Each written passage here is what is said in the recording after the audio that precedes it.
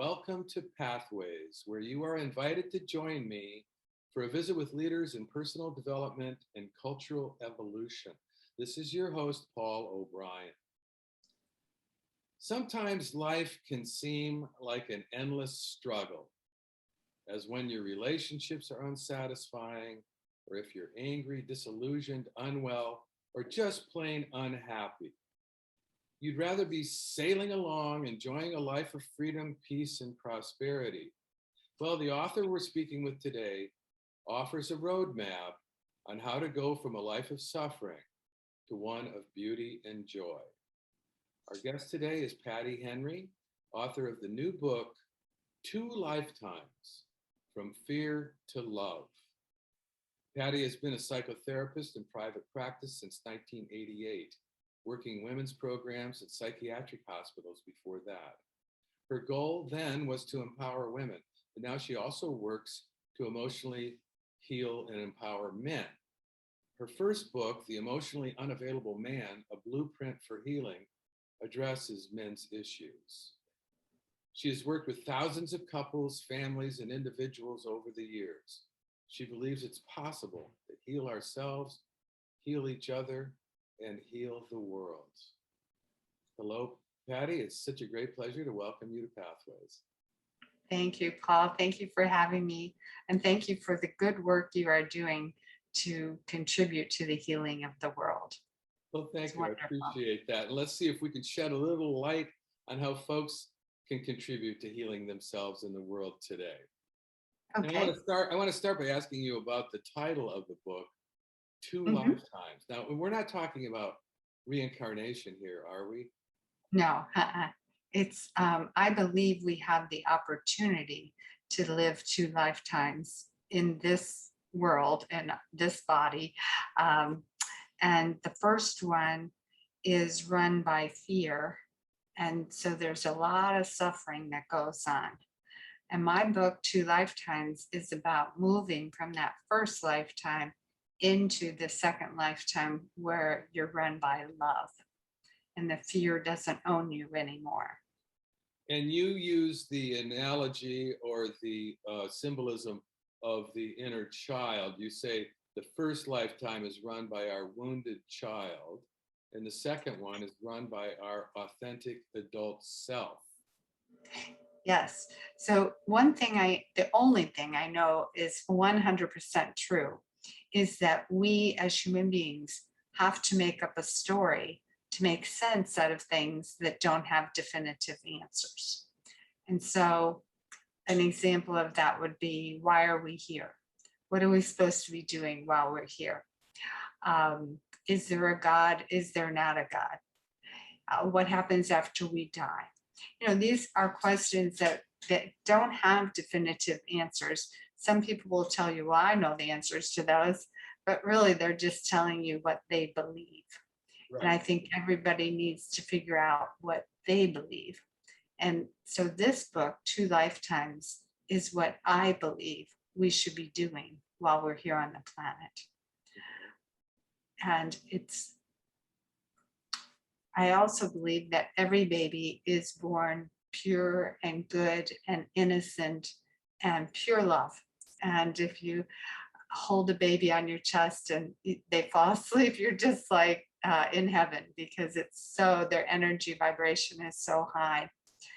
And so they're born really high on the awakening spectrum. You were, I was, everybody you meet came to this planet as that perfect child. And then because our planet doesn't operate at that level yet, you might have noticed that at the last election cycle, not really operating from love, a high level of love.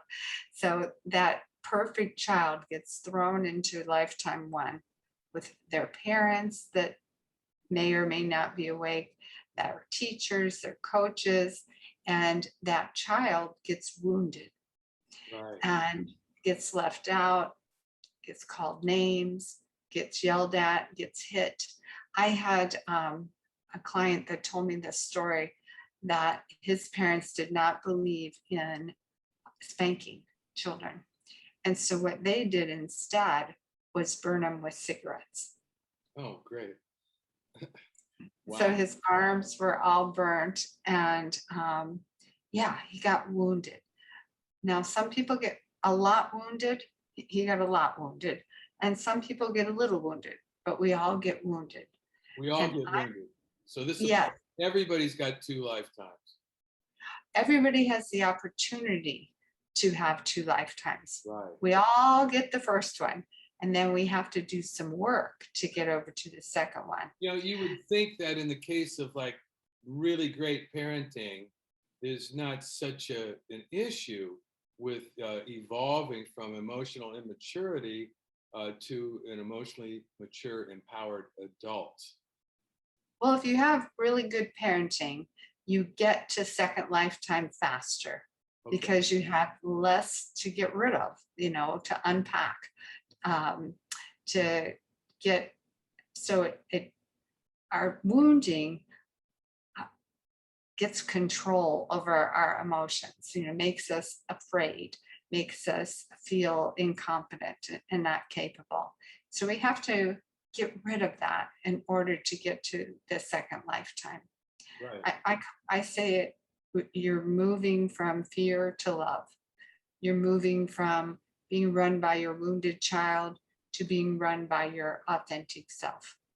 You're moving from, basically, I think our work is to grow up and become emotional adults, to talk like them, to act like them, to come from a non-reactionary place. And do you think it's made more difficult? The whole challenge of growing up is made more difficult by the fact that we had, or to some extent, we had dysfunctional parents, certainly less than perfect parenting. And so we have a kind of a negative image of adults.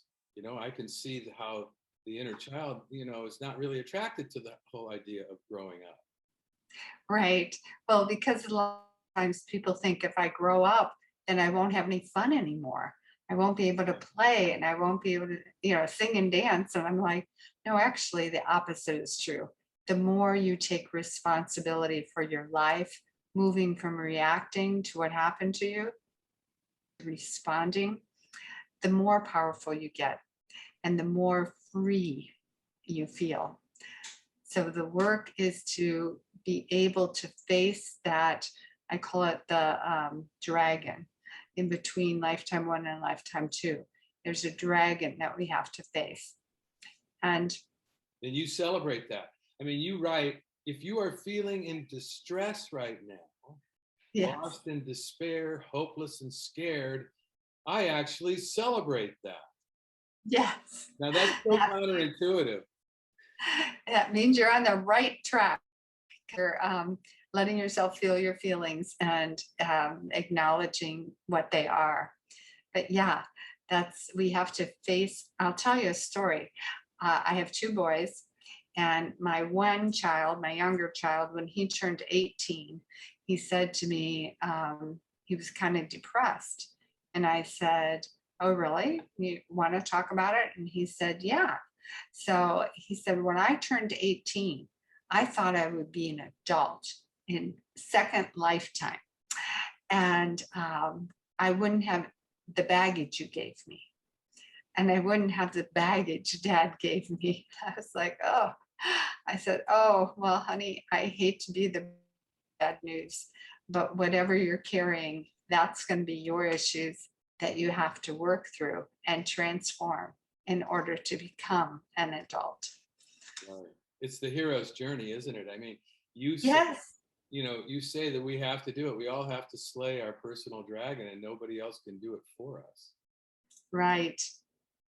Yeah. It's, I mean, it's so many teachers have tried to teach us this. I mean, Jesus Christ said, and 1 Corinthians 13, that then I saw partial and now I see whole. When I was a child, I spoke as a child, I acted like a child, but now I put those things away and become my empowered self. So what I'm writing about is not new. It's just I write in such a way that I hope people can understand what I'm saying. Right. And you're talking about going from fear or a, a mentality that's dominated by fear, a wounded mentality that's dominated by fear, and going to love. It sort of reminds me of the book Love is Letting Go of Fear. Um, Mm, and, yeah. and you say, you write, love is the deal. It is the Mm, purpose of this life to get love. We catch glimpses of love in lifetime one and then chase after it in a million different ways. Why isn't yes. this chasing after it working? Well, there are substitutions for real love. Real love, you have to be able to love who you are, exactly who you are. Whatever your history is, whatever your mistakes that you made, doesn't matter. You're still sacred and safe. I always tell my clients, when you feel afraid, you need to tell yourself, I am safe. I'm safe at a big level, not just whatever these circumstances are, but a bigger level. I think we live on two levels. One is on the earthly level, we have to pay electricity bills and we have to eat and we have to do everything. But then there's this higher spiritual level, which is where I think we need to get and live in that energy vibration of love. And then we can, the more people that do that, I think matters. I think we're coming to a tipping point. I hope so. I mean, it seems like people are waking up, and even this pandemic is part of that part of waking up to the interconnectedness of everybody on the planet. Okay, so that sort of makes me think that there's another entity in there. You've got the inner child, you've got the authentic adult self. Maybe there's Mhm. another one called the spiritual self or the higher self or the soul. In fact, there's Mm. probably a whole lot of sub personalities. But in your work, do you actually help people tap into uh, the spiritual guidance coming from a higher plane?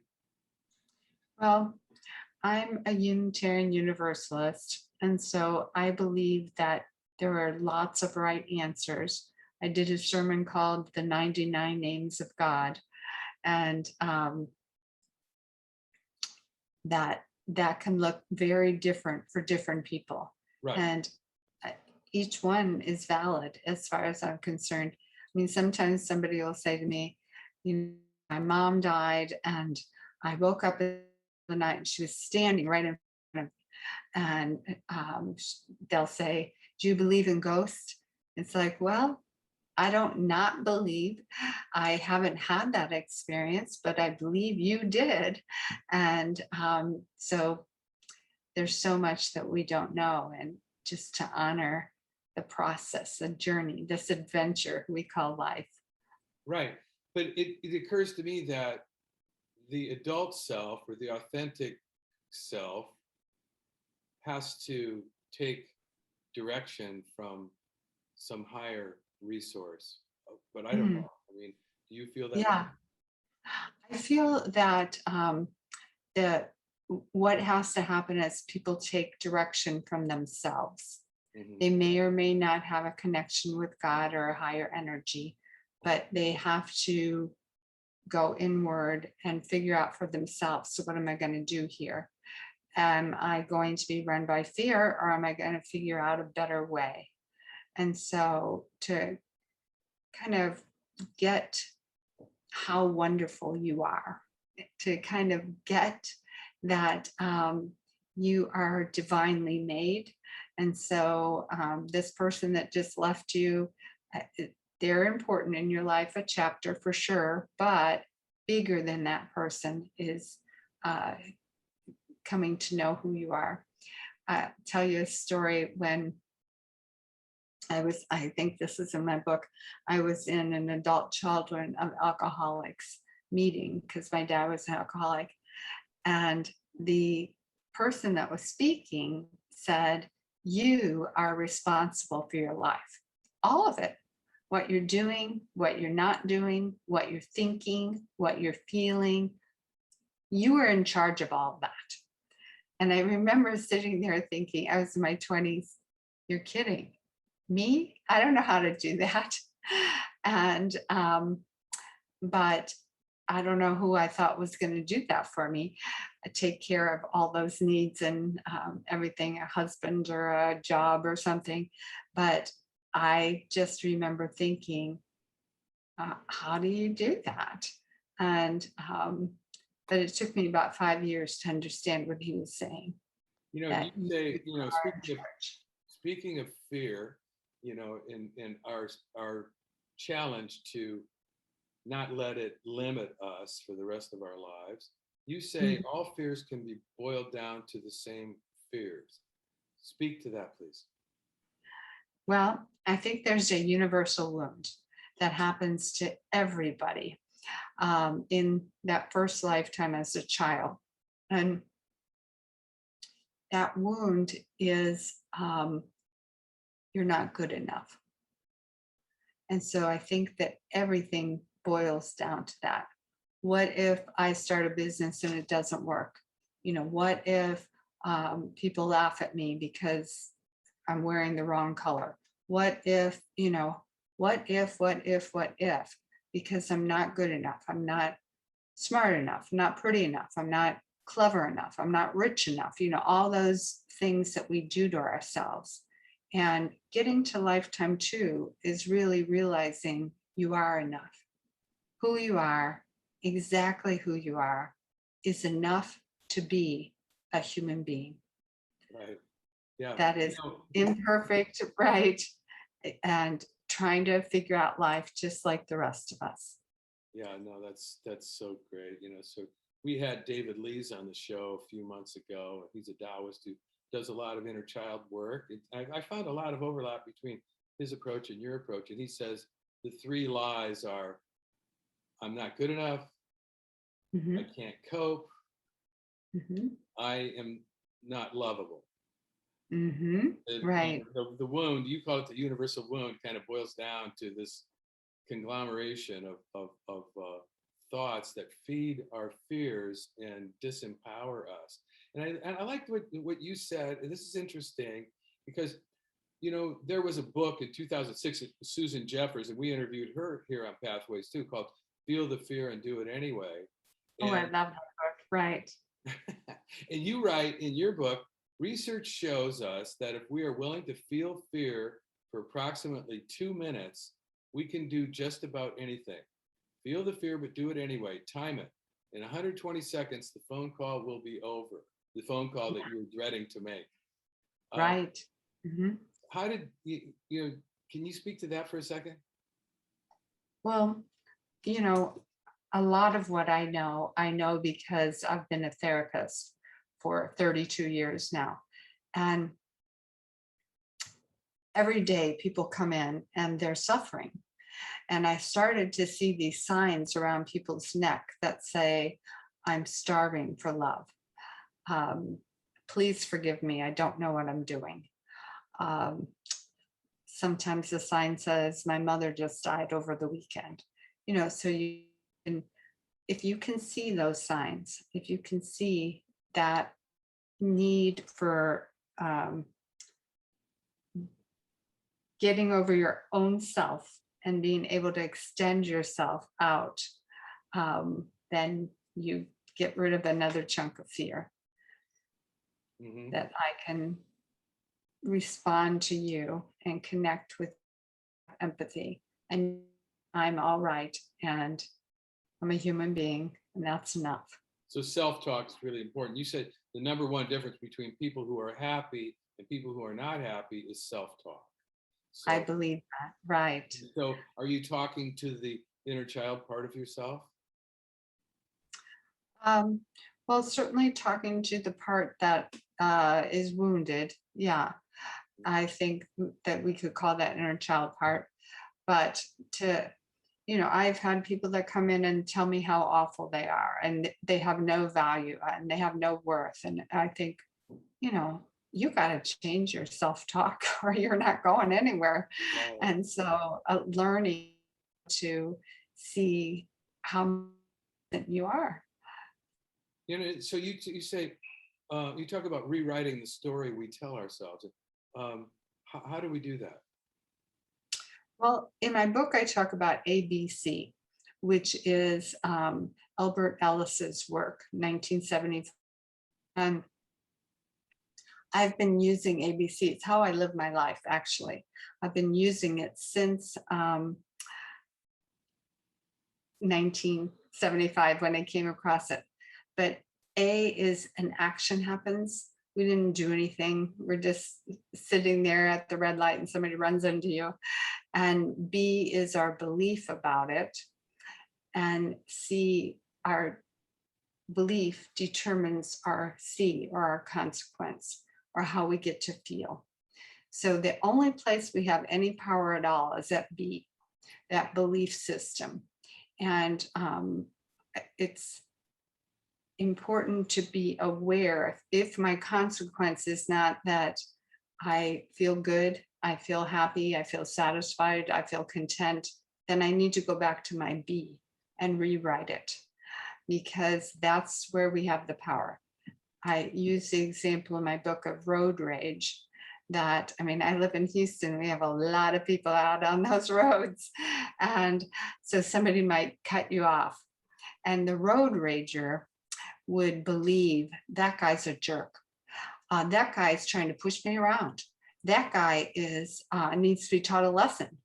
And so that consequence from those beliefs are that the road rager is going to do something that maybe it isn't going to work out too well for him in the long run. And so when somebody pulls in front of me and cuts me off, I say to myself, oh, that guy's wife's having a baby. He's trying to get to the hospital. He's out of his mind. Come on over. And my consequence can be joy that I'm getting to help him get there. Now, it's a made up story. I don't know what's going on with him. Right. But if I make one up in my favor, then I get to feel good. Okay. And if I make one up against me, then I get to feel bad. Right. Okay. That's beautiful.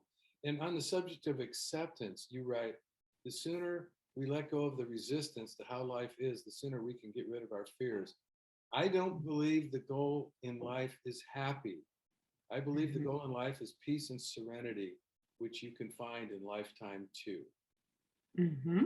Now, a lot of people think the goal in life is to be happy. So Right, that's kind right. of an interesting statement. Well, I think the goal is to be one with whatever life gives you, whether you call it God or the universe, whatever is handed to you, even the bad stuff. Like 2 years ago, I had over 100 tumors in my brain. Wow. I remember when I was in the hospital in isolation, hooked up here, hooked up there, thinking to myself, oh, I can't wait to get my life back. But then I thought, hey, wait a minute. This is my life. This is the day that I've been given. How am I going to enjoy this day? And so that's ABC in it. Wait a minute. It's okay. You're here in this place, learning to live in the now and be joyful in the now and look for what's going right instead of what's going wrong. You talk about self-forgiveness and the importance of that, and Mm. say we have to forgive ourselves and embrace ourselves with compassion in order to thrive. And you point out, quote, we must forgive ourselves for not loving ourselves for so many years. We have to forgive ourselves for believing ourselves to be less than.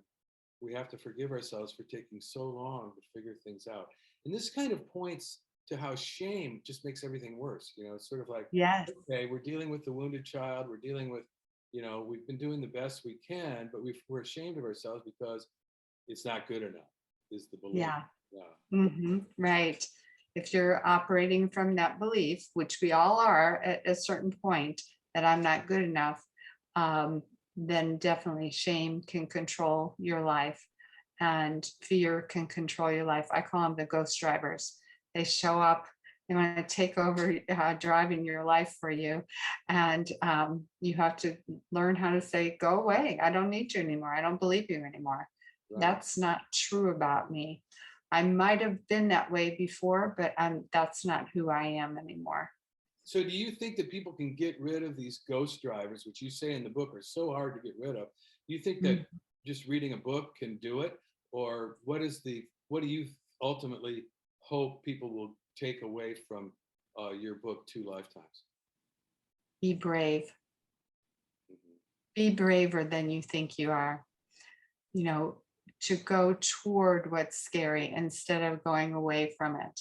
To be willing to walk toward the hard stuff and say, okay, um, I have a saying on my refrigerator that says, be bold, and then bold again, and then bold again.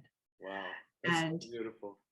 You that's a know, you say how we become part of this larger healing force in the world is by taking what happened to us as a child and transforming it into something useful. And I guess it doesn't matter how old you are. right. There's like no deadline. It's just like this is the hero's journey. This is the work of a lifetime. That's true. Right. Well, there's And so much more that we could explore. I mean, your book is chock full. There's so much that I had on talking points here that we didn't even touch on. I want to encourage people to read this book because it is fantastic. I'm going to read it again myself, at least another time. But we've run out of time today on Pathways. And Patti, I want to be sure to tell our listeners about your website where okay. they can get information about your books and your work. It's www.pattyhenry.com, and that's Wait a Patti. minute. Wait. It's with a dash, Patty dash Right, I was Henry. just going to say that.